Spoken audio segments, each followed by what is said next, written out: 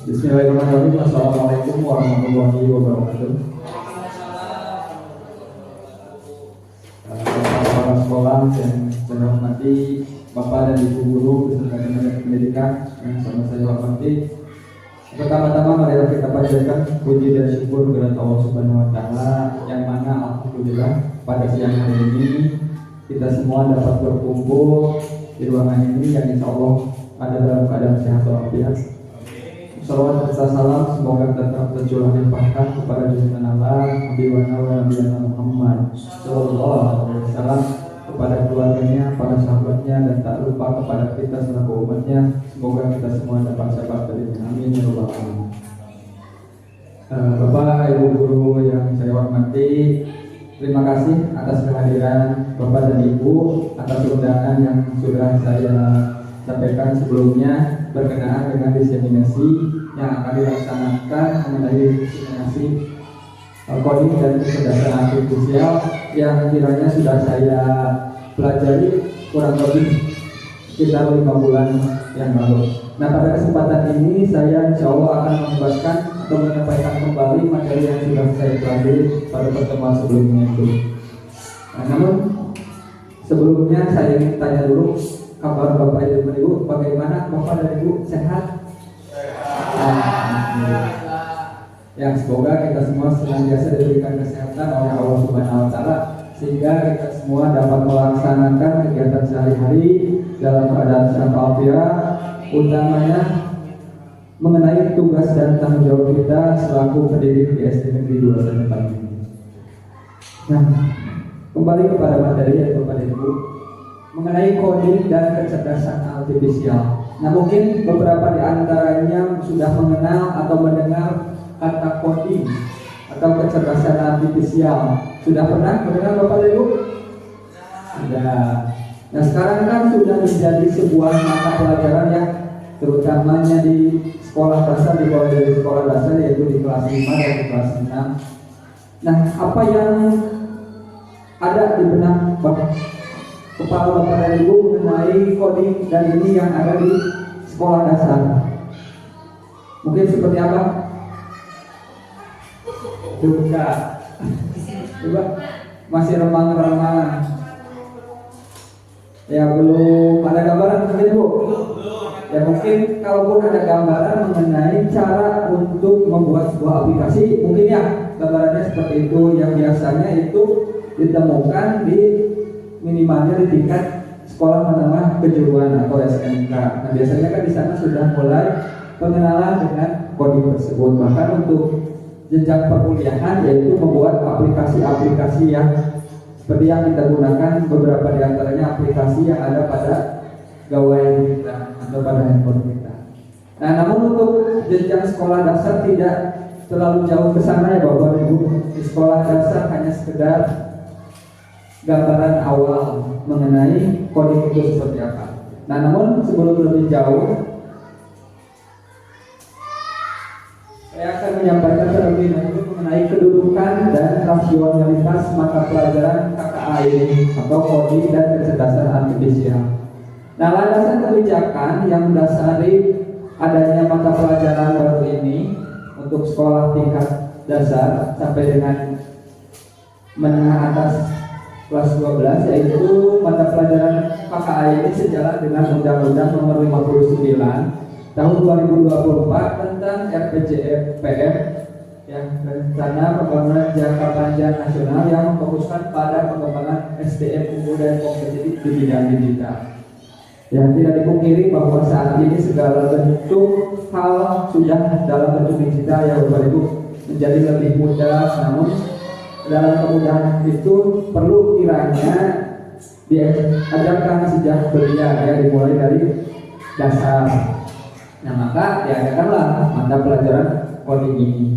Kemudian fondasi era digital. Coding dan KA bukan sekedar tren, melainkan fondasi krusial bagi kemajuan bangsa di era revolusi industri 4.0 dan masyarakat 5.0. Nah, ini kan kita sedang menghadapi era digital yang segala bentuk hal tadi sudah ada dalam bentuk digital. Bahkan anak-anak pun sekarang menggunakan hal yang serba digital. Nah, bahkan untuk permainan pun kan sudah mulai berpindah ya dari permainan tradisional menjadi ke permainan yang dalam bentuk digital. Nah, kemudian yang selanjutnya ada peningkatan kompetensi, yaitu bertujuan mengasah keterampilan abad ke-21 seperti berpikir kritis, kreativitas, dan kemampuan pemecahan masalah. Sebagaimana kemampuan ini ada pada kurikulum yang kita sedang hadapi saat ini, yaitu kurikulum Merdeka dengan pendekatan deep learning. Nah, ini mengharuskan lulusannya itu memiliki kreativitas, kritis, dan kemampuan dalam pemecahan masalah. Kemudian dampak nasional, yaitu mendorong ekonomi digital, menghasilkan generasi inovator yang mampu menciptakan solusi inovatif untuk tantangan sosial dan memperkuat posisi Indonesia sebagai negara inovatif. Yang dampaknya yaitu ekonomi digital. Karena kan tidak dipungkiri bahwa jual beli pun sudah dalam bentuk digital, pasarnya dalam digital ya, sehingga kita dapat berbelanja dari luar negeri tanpa harus berangkat ke luar negeri ataupun dari kota lain ya. Nah, itu dampak dari adanya ekonomi digital. Kemudian status kurikulumnya, mata pelajaran coding dan KK ini merupakan mata pilihan yang diselenggarakan oleh sekolah dengan kapasitas infrastruktur dan pengajar yang memadai dari kelas 5 hingga kelas 12. Nah, jadi Bapak dan Ibu guru yang di kelas 1 dan kelas sampai kelas 4 benar. Ya, tapi nanti kalau misalkan adanya perpindahan wali kelas, mungkin pastinya harus mempelajari mata pelajaran ini. Karena ini adanya dimulai dari kelas 5 ya sampai dengan kelas 12 tingkat atas. Nah, itu mengenai kedudukan dan rasionalitas materi mata pelajaran coding dan KKA. Kemudian tujuan utama dari mata pelajaran coding dan kecerdasan artifisial ini, ya, yang pertama yaitu berpikir komputasional. Ya, komputasional mungkin bahasa asing ya, masih asing di benak kita. Apa itu komputasional? Yaitu keterampilan yang menciptakan solusi persoalan secara logis, sistematis, kritis, analitis, dan kreatif. Nah, ini yang dimaksud dengan berpikir komputasional. Ya kan, kalau misalkan di kita di daerah pedesaan terkadang tidak ada kemampuan berpikir seperti ini atau jarang, malah terkadang menjurus ke hal-hal yang di luar komputasional atau inkomputasional, kan seperti berbau mistis gitu kan, itu di luar logis kan ya. Kemudian literasi digital dan etika, yaitu menjadi warga masyarakat digital yang literat, produktif, beretika, aman, dan bertanggung jawab. Jadi kita bukan hanya sekedar penggunanya saja, pengguna sistem digital, tapi kita pun harus mengetahui ya dan bertanggung jawab terhadap literasi digital yang kita laksanakan. Nah, sekarang kan dalam literasi ya dalam menggunakan digital ya sudah beralih dari tadinya yang buku-buku biasa berubah ke handphone seperti itu ya. Bahkan kita pun untuk membaca majalah pun bukan hanya di yang berbentuk print out, tapi kan yang bersifat online untuk sekarang ini. Kemudian yang selanjutnya adalah pengelolaan data, yang dimana tujuannya untuk terampil mengelola dan memanfaatkan data. Data kan kita sudah sekarang kita ketahui sudah dalam bentuk digital yang bisa disimpan di cloud ya, jadi dalam bentuk file. Kemudian karya inovasi yang dimana pada tujuan akhirnya adalah mereka mampu berkarya dan menghasilkan rancangan atau program melalui coding dan pemanfaatan KA. Nah, namun di sini bukan hanya sekedar dalam bentuk aplikasi, tapi nanti kita akan belajar sampai mana bentuk tingkat sekolah bisa.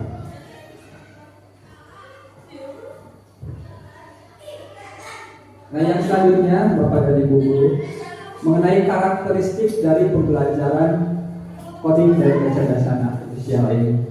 Yang pertama yaitu berbasis etika, ya, dan tentunya untuk menanamkan etika sebagai penguasaan kompetensi. Dimana sekarang kan kita ketahui bahwa banyak hal yang viral, ya, yang viral itu kalau misalkan positif bagus kan ya, atau baik, sedangkan yang viralnya negatif akibat dari apa? Akibat dari etikanya yang kurang, yang ada pada jari jemari yang kita gunakan. Ya, dari salahnya jari jemari kita mengakibatkan hal-hal yang salah, sehingga viralnya pun viral yang salah. Kemudian kontekstual. Ya, seperti mata pelajaran yang lainnya, kurikulum bersifat kontekstual, yaitu yang disesuaikan dengan situasi yang dihadapi peserta didik dalam kehidupan sehari-hari, dalam permasalahan di lingkungan sekitar. Nah, kode ini juga kontekstual, ya, seperti yang dihadapi peserta didik, bukan hanya pada mata pelajaran yang lain saja.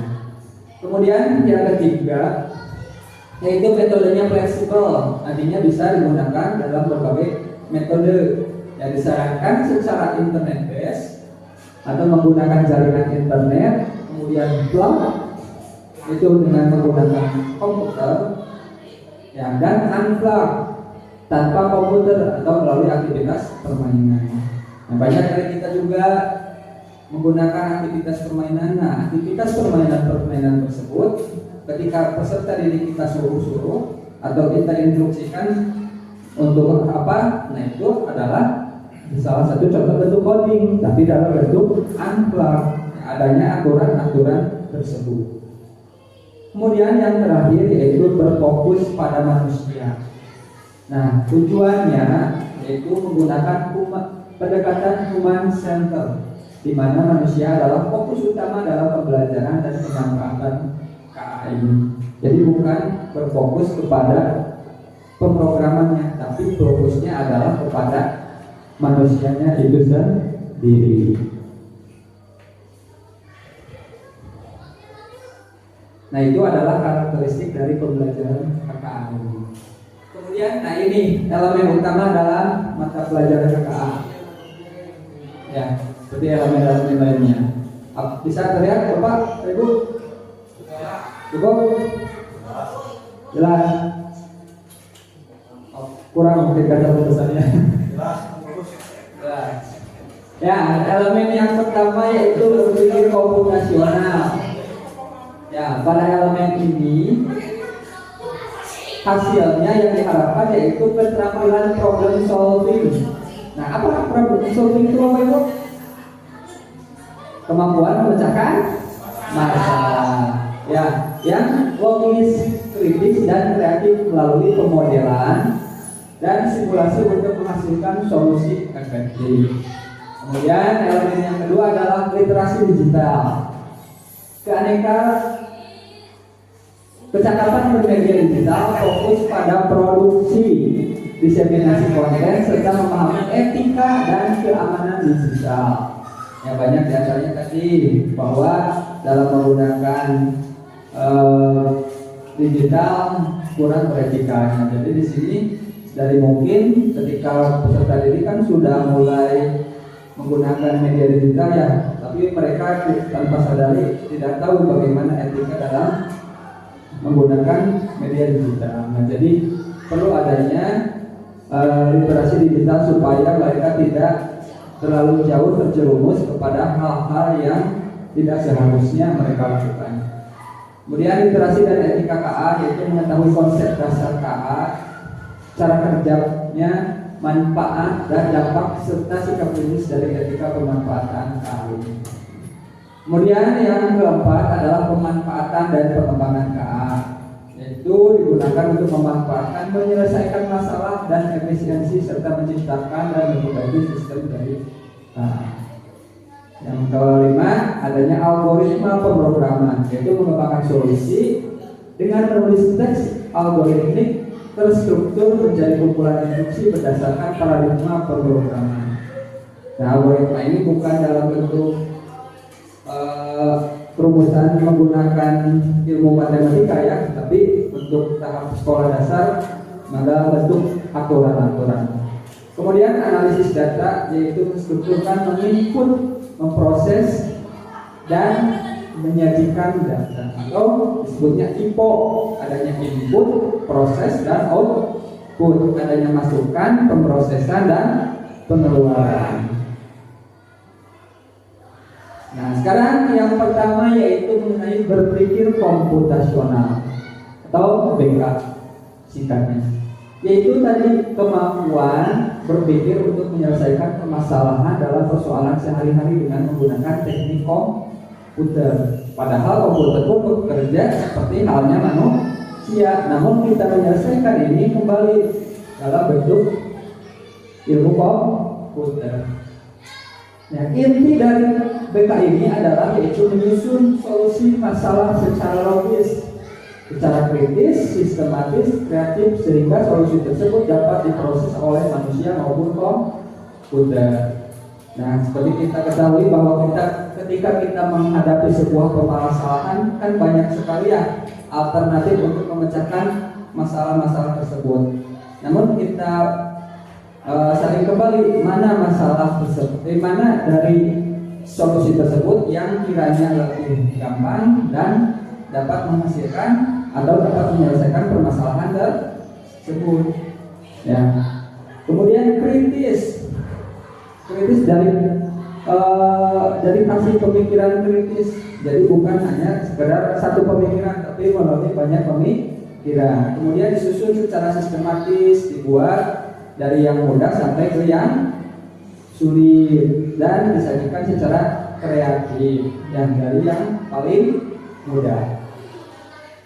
Kemudian ini juga berkaitan dengan abad 21. Pada abad 21 ini kan seperti kita ketahui tadi bahwa mengharuskan lulusan dari sekolah itu menghasilkan lulusan yang 4C, yaitu critical thinking, creativity, communication, dan collaboration. Nah, itu kompetensi yang diperlukan di abad 21 ini. Kiranya mungkin peserta didik juga harus ditanamkan 4C ini mulai dari sekarang, sehingga ketika mereka lulus mereka sudah mempunyai bekal 4C. Kemudian orientasi kritis. Ya, tidak hanya berfokus pada solusi sistematis, tetapi juga mempertimbangkan aspek etika, dampak sosial, dan berkelanjutan solusi yang dihasilkan.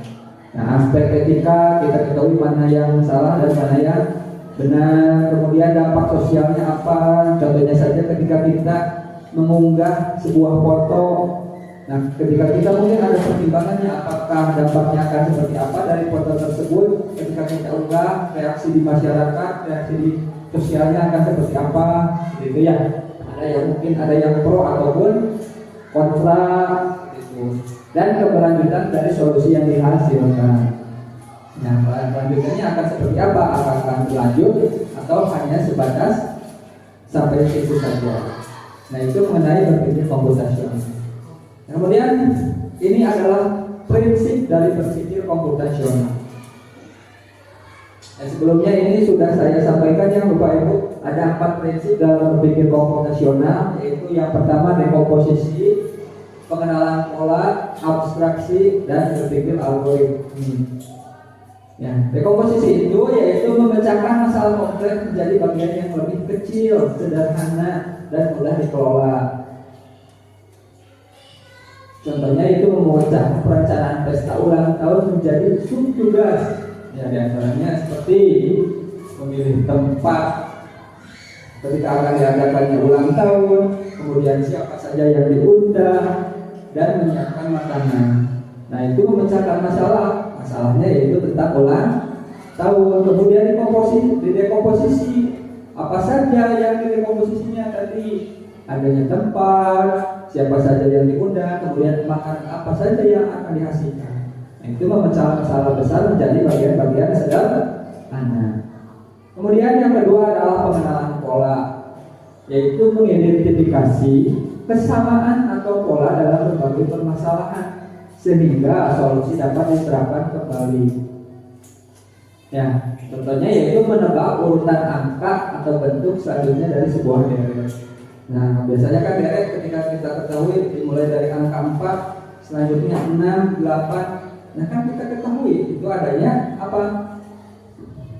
Perubahan angka. Ya, perubahan angka dengan bagaimana?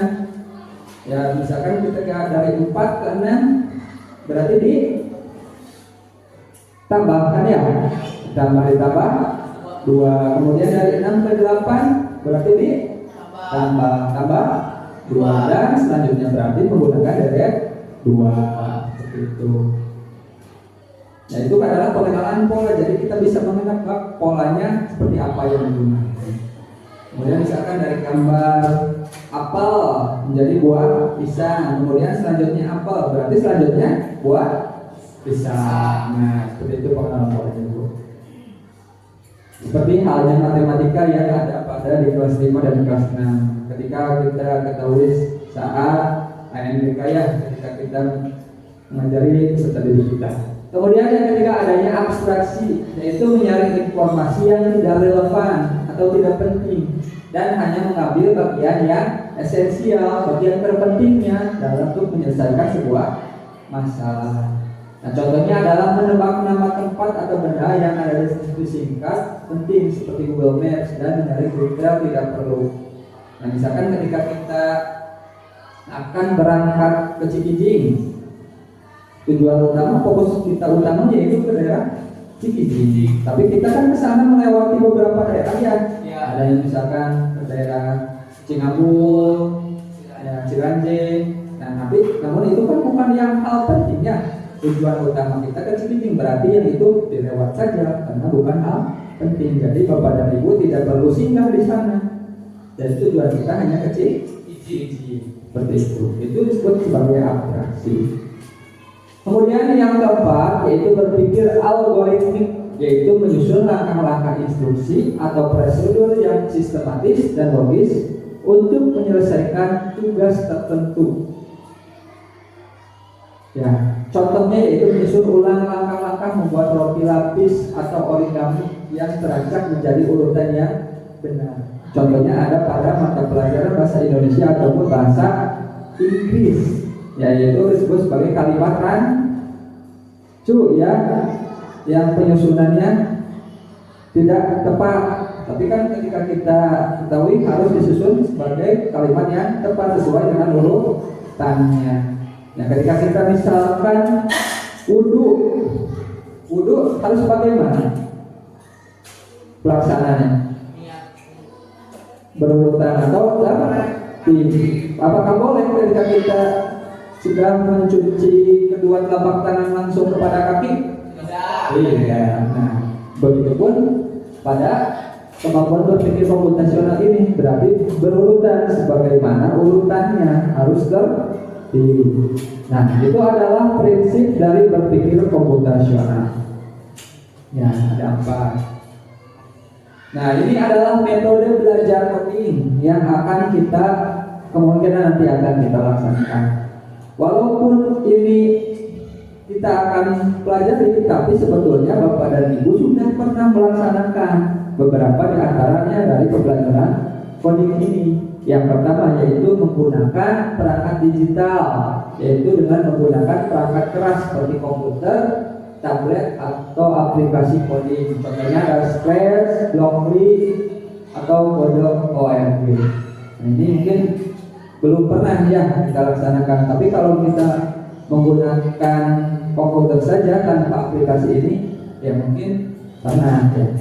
Kemudian yang kedua adanya unplug, yaitu tanpa perangkat digital. Ya, contoh pembelajaran yang komputasional yaitu melakukan aktivitas fisik permainan kartu atau role playing tanpa memerlukan perangkat digital. Tahu kan engklek ya Bu? Pecelek? Kan di sana ada aturan-aturannya.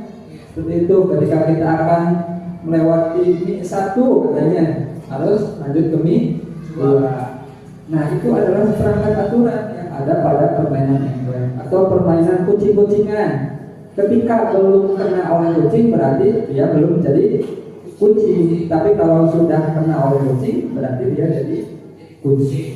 Nah, aturan-aturan tersebut itu disebut sebagai unplug.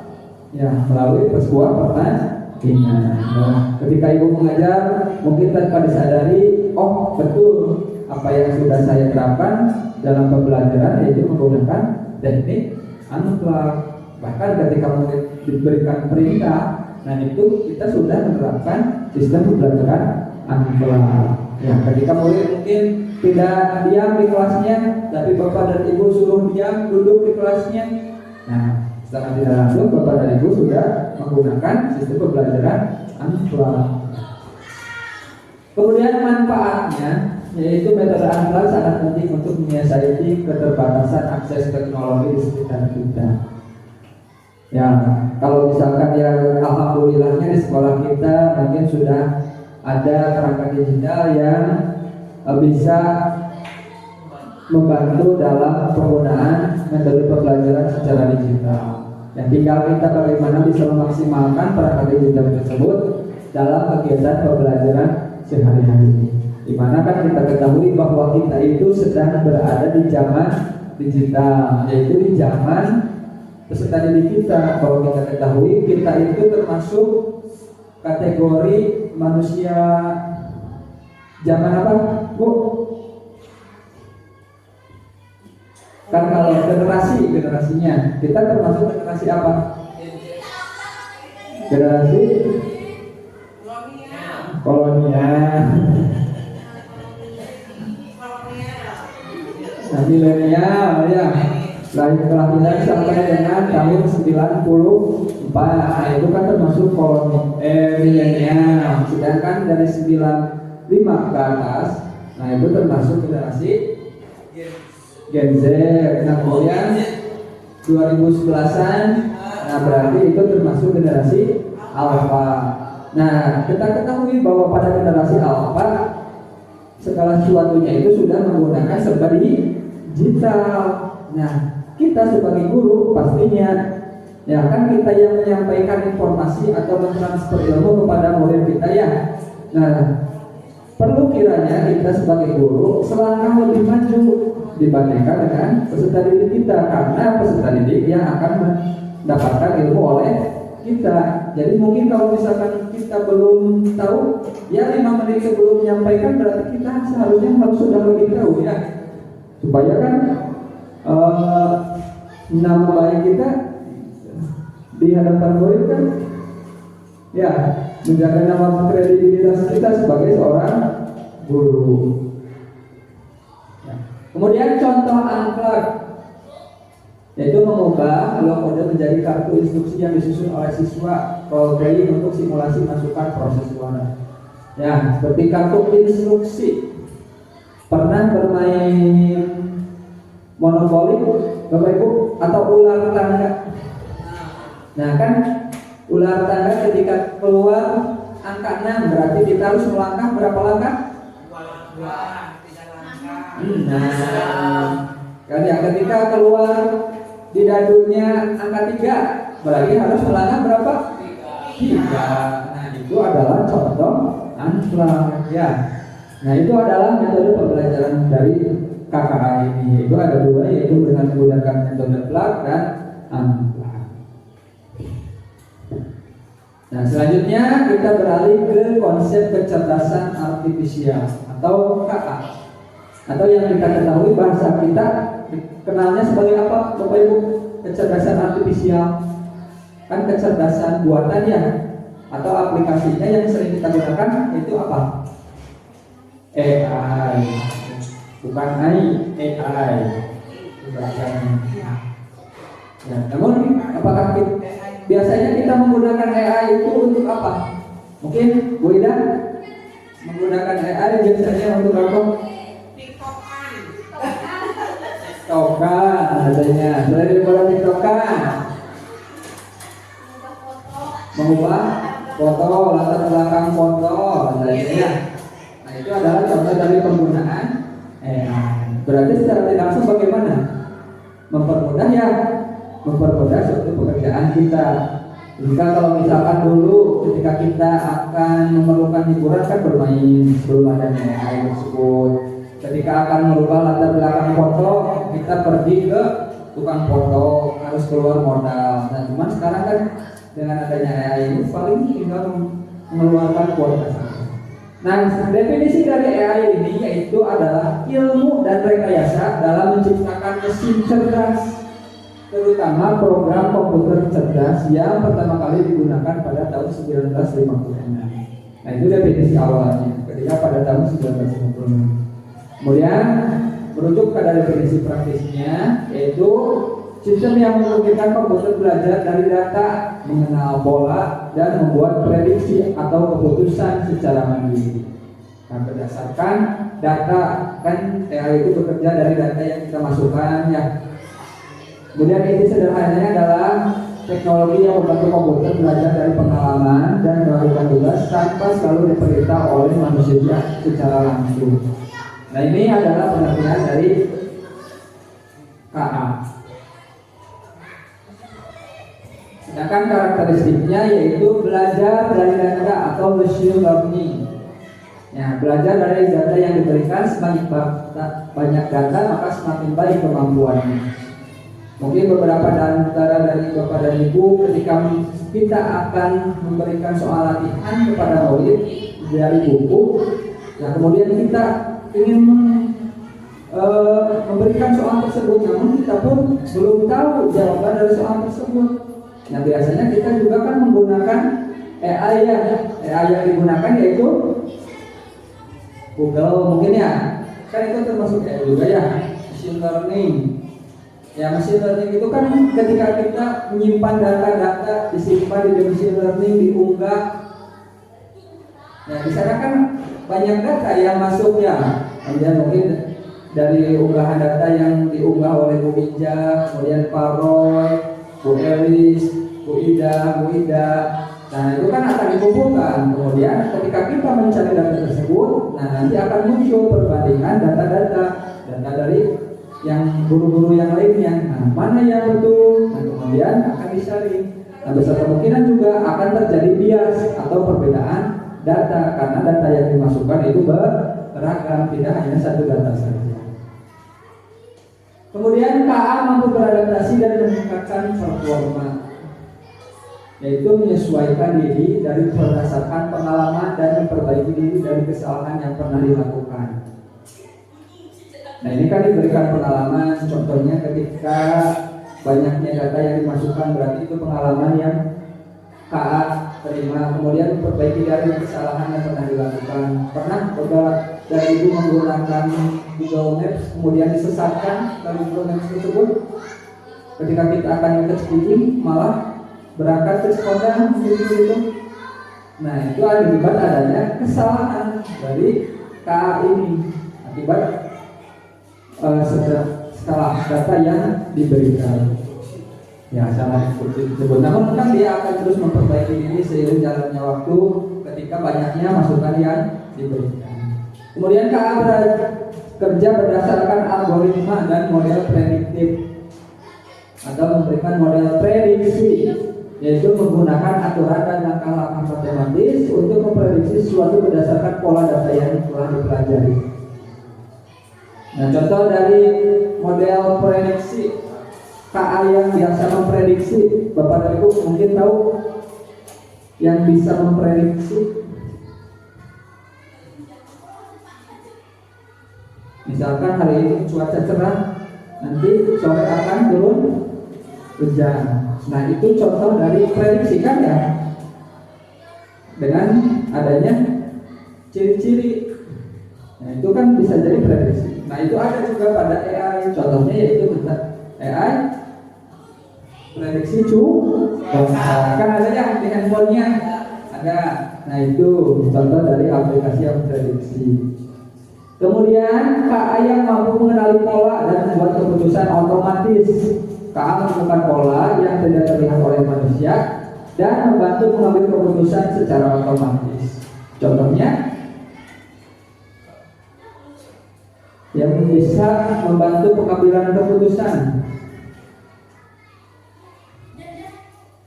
Ya, biasa sering kita gunakan ketika kita membuat modul ajar atau membuat soal.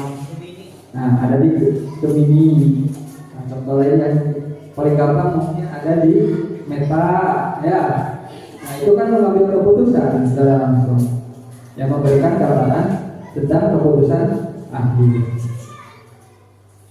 Cici, karena kan sudah banyak ya sudah merajalela. Kemudian cara kerja dari KA. Nah mungkin kita tidak tahu bagaimana cara kerja dari KA karena kita bukan seorang programmernya. Namun perlu kita ketahui bahwa cara kerja KA ini yang pertama adanya masukan atau data. Ini data dimasukkan ke dalam KA ini supaya mereka bisa berpikir. Nah data ini yang dikumpulkan sebanyak mungkin. Contohnya bisa berupa foto, video, atau kata-kata. Ya, semakin banyak dan beragam data semakin akurat kemampuan dari KA tersebut. Nah, setelah diberikan masukan data, ya kemudian diberikan pelatihan model, yaitu proses bagaimana mereka bisa bekerja menggunakan machine learning dari data yang sudah mereka terima. Nah, contohnya adalah ketika kita membuat foto, mungkin masukannya Pak Wanto memasukkan fotonya ingin dirubah menjadi lebih dengan latar tadinya ketika di gunung di Bojong-Sari ingin dirubah latarnya menjadi di Jepang mungkin misalkan dengan latar belakang Gunung Fuji yang tadinya Gunung Cermai. Nah itu bisa dirubah ya dengan menggunakan KA. Kemudian setelah diproses foto tersebut bisa ada keluaran ya dengan menggunakan pola yang dipelajari, yaitu solusi, prediksi ataupun keputusan saat diberi data atau buku. Mungkin Bapak dan Ibu juga pernah ya menggunakan AI ini. Yang saya beri contoh ya. Nah ini adalah contoh dari AI ini. Terus sudah pernah menggunakan Gemini Bapak Ibu? Pernah merubah foto di Gemini? Nah, langkah pertama yaitu kita ubah dulu alatnya. Nah ini kan ada alat. Kemudian pilih ke kanvas. Kemudian masukkan foto kita, profile misalkan. Nah kita cari fotonya. Nah ini misalkan ini. Nah kita buka dulu fotonya. Kemudian tuliskan ingin seperti apa Pak latar belakangnya. Foto tersebut dengan menggunakan baju Superman misalkan ya.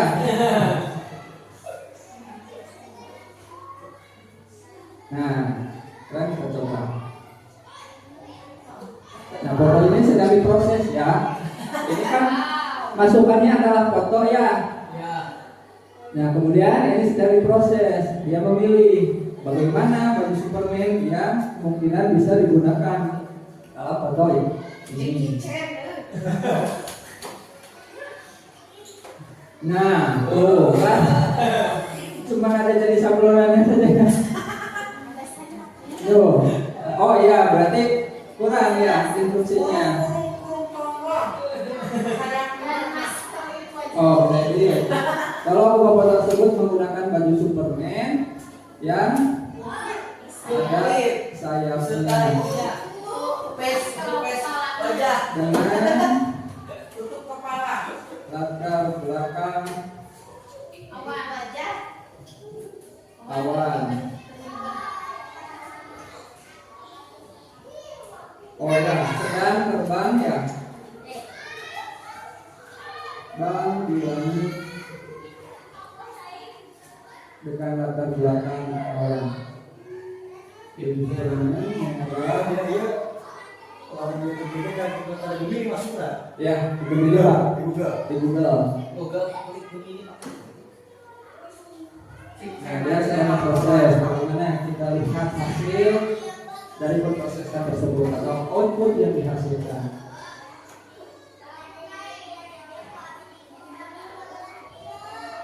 Nah, ini dulu.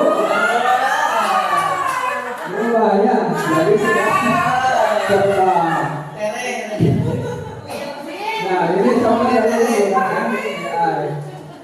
Ya, dari foto yang biasa, kemudian kita menggunakan AI tersebut, nah hasilnya adalah ini. Bagaimana Pak Wato ingin dikirim untuk dijadikan foto profil WA? Kirim. Ya, nanti dikirim ya. Nah itu yang cara kerja dari AI. Bisa dipahami ya kepada Ibu? Ya, wajah Bapak dan wajah Ibu pun bisa diubah menjadi menggunakan wajah seperti ini atau body seperti ini. Ya, supaya lebih seksi. Ya. Nah itu adalah cara kerja dari AI. Kemudian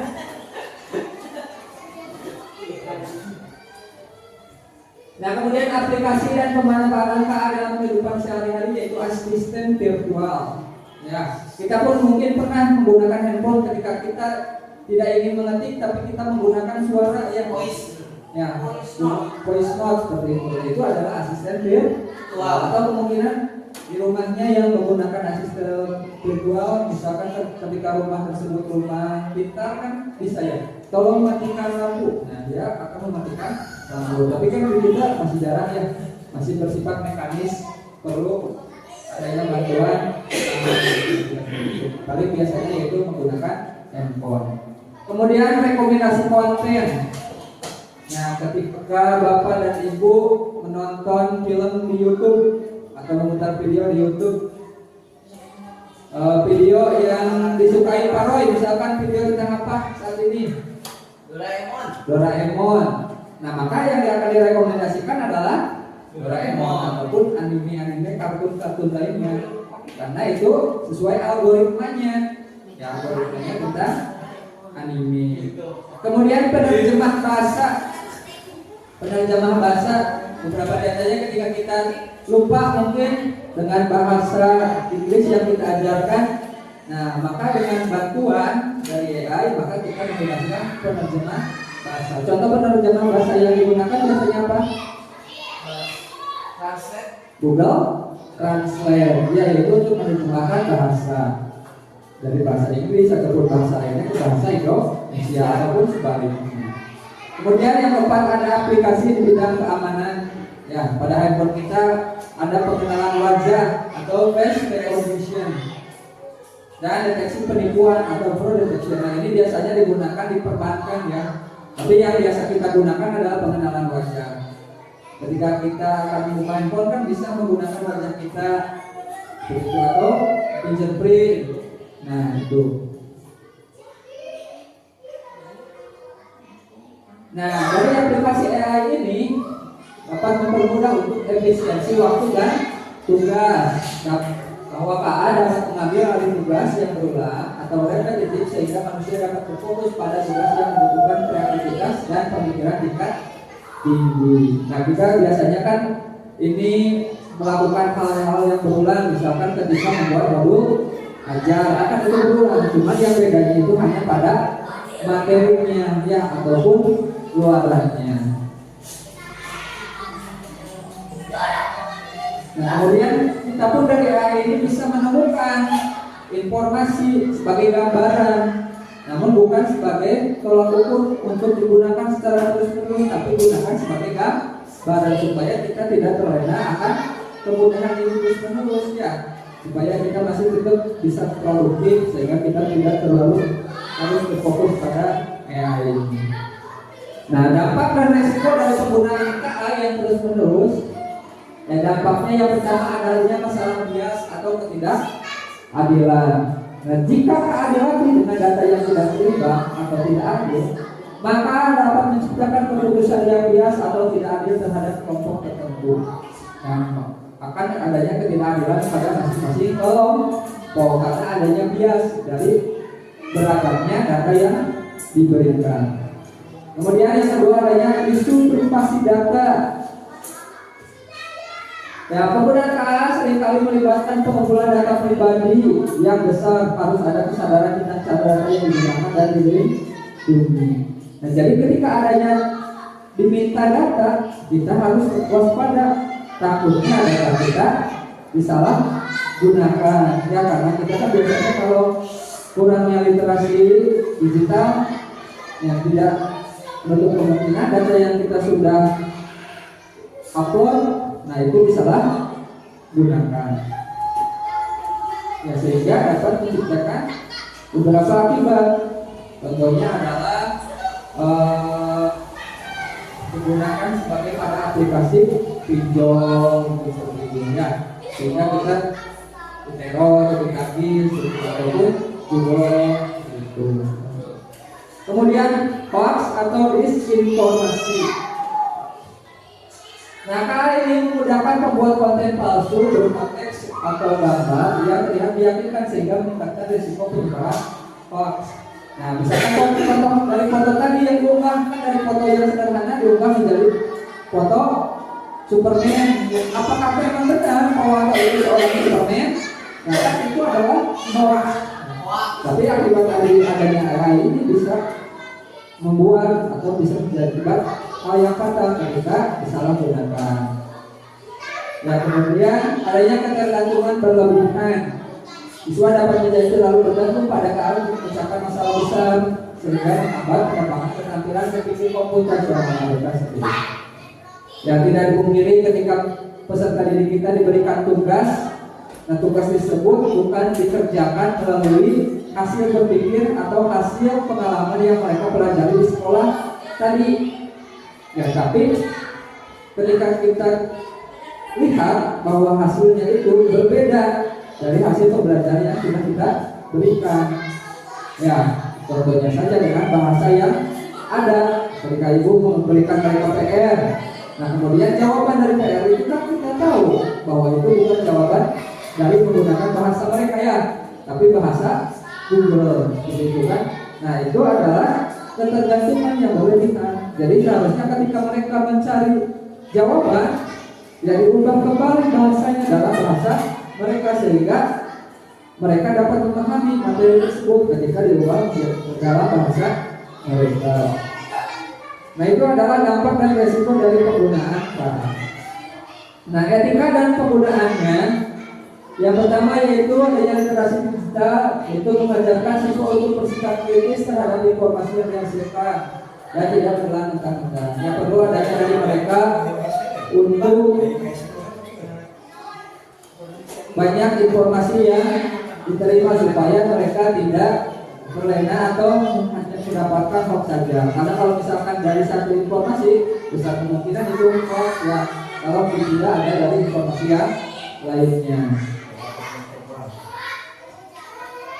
Kemudian yang kedua adanya tanggung jawab manusia. Nah manusia pengguna harus mengendali dan tanggung jawab atas keputusan akhir, bukan menyerahkan seluruhnya kepada mesin. Nah, contohnya tadi ketika penggunaan atau mencari data harus kita cerna kembali bahwa itu bukan hanya dari mesin, tapi kalau kita rubah menjadi pemahaman kita. Kemudian yang ketiga adalah menghargai hak cipta. Jadi KA ini mengajarkan etika pengguna karya untuk dihasilkan dan memperhatikan isu hak cipta serta distribusi sumber. Nah, ketika kita mendapatkan informasi atau jawaban ataupun sebuah gambar, nah kita harus cantumkan itu hak cipta dari siapa, bukan hasil karya kita. Kalau memang bukan karya kita, ya harus dicantumkan. Berarti misalkan penciptanya siapa, penulisnya siapa. Seperti itu. Kalau tidak ada kan mungkin anonim. Kalau karya kita berarti tuliskan nama kita.